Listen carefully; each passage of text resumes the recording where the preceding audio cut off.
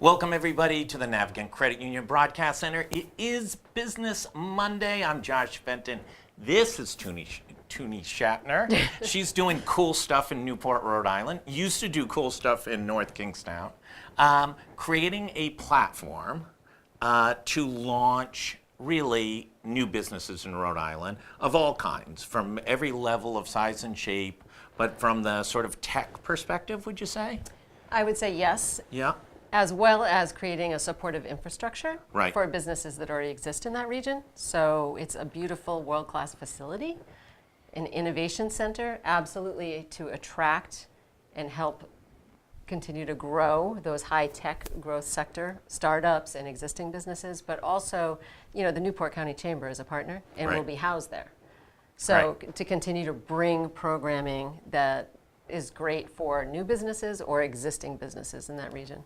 And it's going to be, the new center's on North Broadway. North Broadway, not to be confused with Broadway, right? Up the street. Up the street a bit.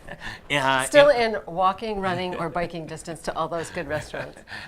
and a former school. Yes. Cost of the project?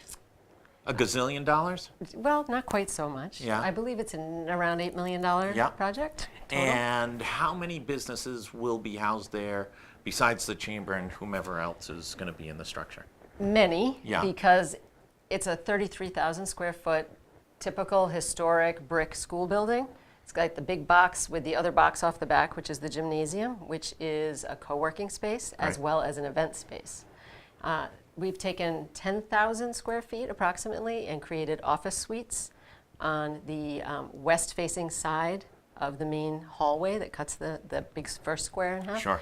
facing Broadway. So that first and second floor, those are all office suites. Great. And those are all spoken for. So we have one business taking the whole top floor. Wow. Yeah, and then on Who's that? I can't say yet. Oh, you can't say yet. Announcing soon. Announcing soon, big business taking top floor. Taking all the office suites on the top floor. And then on the main floor, we have the Chamber of Commerce, Right. taking about 1,600 square feet. Next to them, we have another business taking just over 1,000 square feet. Then we have an 800 square foot, another business, and then one more. And I can say who that is because we're Who is about it? to release the press release. Who is it? Tower Hill Associates. Oh, great. Do you know who they are? No. No. So they do staffing mostly for those IT tech, like Uber in Silicon Valley. Yeah, So great. they're two brothers out of Jamestown, Rhode Island, Who would have thunk? who also have a co-working space down the road, Spire Space, which I believe was the first co-working space on Aquidneck Island. And they're moving into Innovate Newport. That's So- great. And on the sort of incubation space where an individual or a company can come in and rent a chair, Yep. a table, leverage conference rooms, co-working spaces. Talk about that structure, what it's modeled after. You ran a project similar like that? Similar but totally different. Similar but Yep. totally Yeah, different, yeah, right. right? So the Hive So RI. much what Josh knows. Yeah, right? well, the Hive RI is very grassroots guerrilla marketing, organic. The old boiler room in a mill complex. Mm-hmm. This is and very cool, and it works. It's a community-based economy. Great. This is a world-class innovation center. Yeah. A public-private partnership. The City of Newport, the Newport County Chamber of Commerce, Economic Development Foundation of Rhode Island.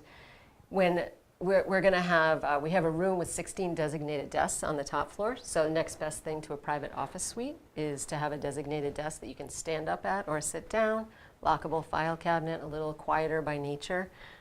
Only those 16 desks in that space. We have all kinds of co-working.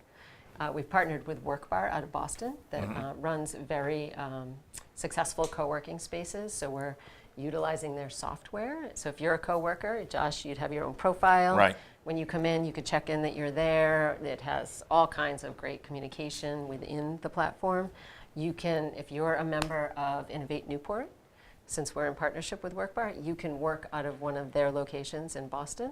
Great. When you're going to, grow your business. Yep, go see VC up there. There you go. Talk a little bit about, we've had a lot of Aquidneck Island tech businesses on Business Monday, and most of them have been tied to one of two spheres, either the defense industry or the marine industry. Are you seeing that trend continue, or do you think that this new space will transform kind of the incubation of different genres of businesses down in Newport? Yes. Yes, excellent. So the blue economy or the blue tech sector is Right. continuing to grow. Yeah. And that, everything from a colleague I brought with me who's an ocean farmer, right? He's in aquaculture. Right. So everything from apps that are being created for oyster farmers Yeah. to marine defense contractors. So yes to that. Yeah. So because of our our location, our partnership with Salve and URI as partner organizations, we just got this great guy, Toby Stapleton, Dr. Toby Stapleton from UMass Dartmouth Center of Innovation and Entrepreneurship. He just came over to Salve as the new head of continuing ed and graduate studies, part of the Blue Tech cluster. So Right. they're moving parts that are continuing to kind of create a node in that sector alone. And that, yes, more government contracts, that's growing. Sanidia, Southeastern New England Defense Industry Alliance, UTIC, Undersea Technology Innovation Consortium. I think I just said that wrong, but great programming. Close enough. Yeah, right. If you just keep going And fast, I should know that. I was at the Blue Innovation Symposium for 2 days. It's just an amazing emerging sector. And even though it's always been there, it's continuing to diversify and innovate and emerge, and we're a part of that. So we will definitely continue to play a role there, but this is one, I call it an important cog in the collective wheel. There are many initiatives going on in that region to continue to diversify and strengthen the economy there. So yes, I think to that, but yes to other growth sectors in cybersecurity and all kinds of technology. do you see there's such an arts community, and it's a commercial arts community down in Newport, not just painters and sculptors who have located there for any number Product of cultural designers reasons. and- Is that starting to generate into a hub, and can that also fuel? And let me ask this: you're going to be out of space shortly. What happens next? Well, So answer the first one first, and the second one okay, second. so the arts community is awesome. I spoke Yeah. recently for the Arts and Cultural Alliance of Newport County, and it was a very robust group that comes there. And like you said, like they're all different kinds of Yeah, absolutely. artists represented there, and there is definitely that kind of tech Mm-hmm. design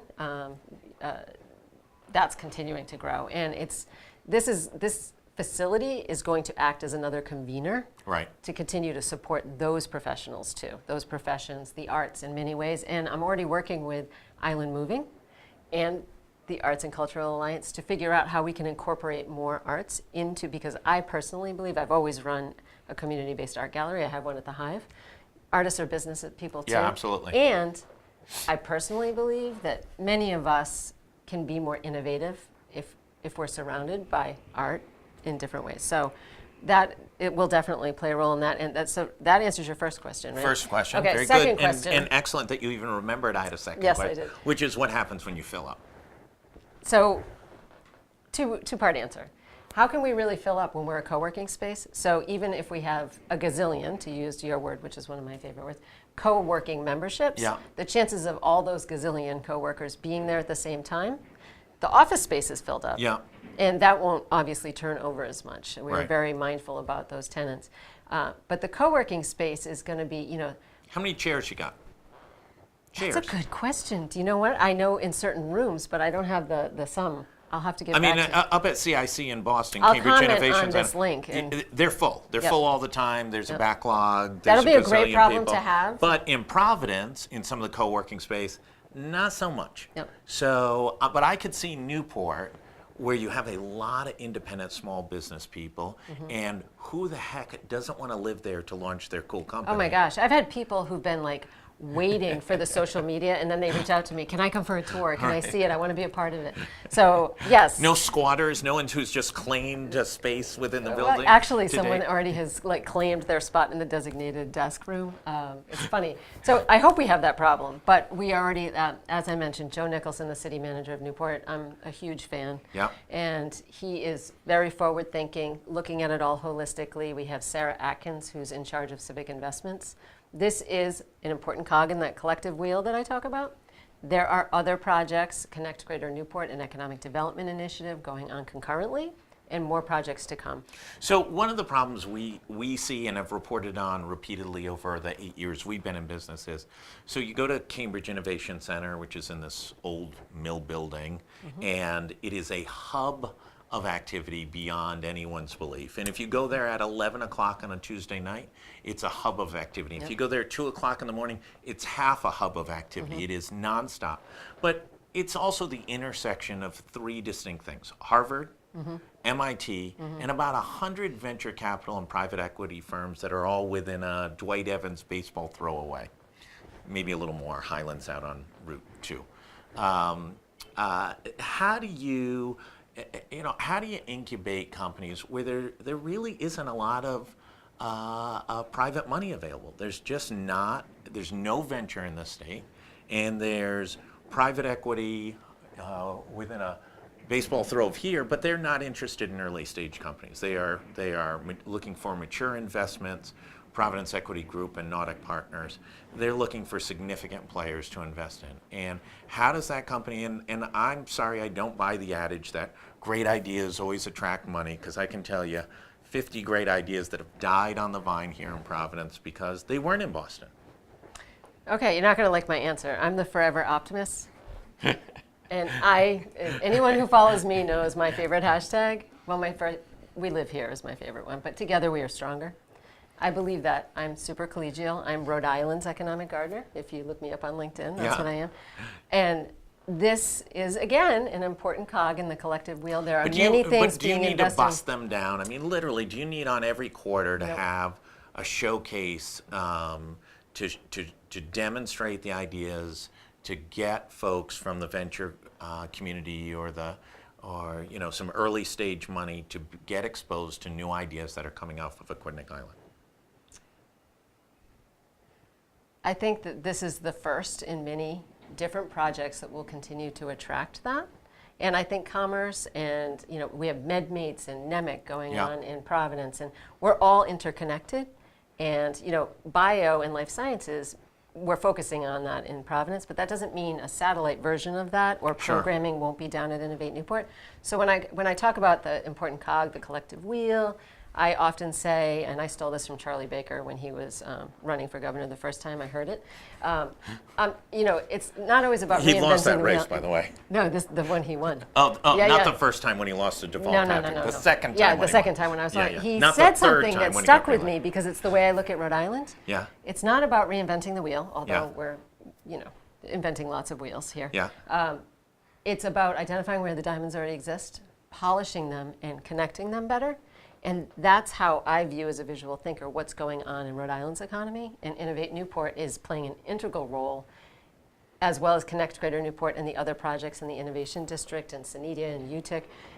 That region really needs more attention right now, which is why I'm such a supporter and took this job. And I think they're, cross-pollinating with a lot of the other stuff going on all through the state. I think Newport has a maybe unanticipated huge advantage. Many of the venture and private equity groups out of Boston have events off campus in Newport. I like where your mind's going, Josh. I think that's the opportunity to have an ongoing dialogue and say, hey, listen, during your lunch breaks on Tuesday when you're down here for the 3 days before you go out on the boat racing around come on over and see what's going on. We're going to show you 3 companies. How fun is that going to be? That we're going to, we're going to be busy all year long, and then we're going to, it's going to be that constantly ebbing and flowing, and you notice Newport ebbing and flowing. Yeah, no, absolutely. It's exciting. I haven't met anyone who's not excited about it. It was my favorite groundbreaking I've ever been to. It wasn't like that typical political. People were practically high-fiving and cutting their own stuff short so they could. There's so much energy around this, from the senators and the congressmen to the, you name it, everybody's a supporter. We're so cynical here about groundbreaking because it's usually like 8 white guys in China, and that's it, right? And it's the same, and it's the same 8 white guys at every groundbreaking in Rhode Island in China, and that's it. It's a great program, and you know Newport because you live there. You grew up there. There's a lot of diversity there, and there's so much knowledge capital there, right? There's so many things going on in Newport. It is Bob Whitcomb, who used to be the editorial page editor at the Journal, is now a columnist for us. About once a month, he does some cool insight into Newport, and he'll talk to Trudy or Janet Yeah. Robinson, who used to be the publisher of the New York Times, or whomever, she I lives love down Newport. there. All these interesting people are down there that are many times just keeping a low profile, but doing all sorts of I interesting love it things. there. Yeah. There's always something to do. I love Providence, but Newport is cool in a different way. Yeah. The Jane Pickens Theater always has cool stuff going on. Absolutely. And, the restaurants are awesome, and the quality of life there, it's different, right? I always say it's way better to live in Newport than to visit it. And visiting Newport, is one of the best tourism Hashtag we live here. experiences. Yeah, absolutely. Well, congratulations. Thank It's you. really exciting. I think it's great. I think it's going to be a really interesting learning experience about what is going to work and what isn't going to work. And I think there could be some. Well, with innovation and entrepreneurship, you have to stay agile a bit, right? Right. And- Absolutely. And we're anticipating exciting things coming. I think you're going to have a lot more demand. I think especially if you get some early energy, you're going to get a lot more demand. And I also think Newport, different from Providence, already has a lot of the financial folks coming into the city for lots of other different reasons. And there's unique opportunities to get exposure to really smart companies that are starting to build out of there. So congratulations. Thank you. Thanks for having us on. And we can't wait till it opens, and we'll come down, and maybe we'll do Oh, a but live. by the way, we didn't talk about that. Yeah, what's the opening day? So we're planning When's on. first pitch? We're hoping February 15th, our tenants get moved in, Great. and then we're hoping by March 1st for the rest of the facility to be open. We have beautiful event space, meeting spaces that non-members or members can rent. So if it's March 1st, it has to be a good party, right? Right. If it's Newport and a kickoff, Newport. it's got to be a Yeah. really good party. So not planning the big kickoffs Yeah. until April because we do live here, right? Right, And right. I don't want the weather to, we want to get up, but we'll have lots of stuff going on as we open. Great. And we'll invite you. Congratulations. Thank you. Thank you so much. Stay right here. We're going to be back in about 1 minute. Stay tuned. I want to thank Tuni for coming in all the way from Newport. Who leaves the island? And we're going to be right back in about 30 seconds. I'm Josh Fenton. We'll be right back at the Navigant Credit Union Broadcast Center.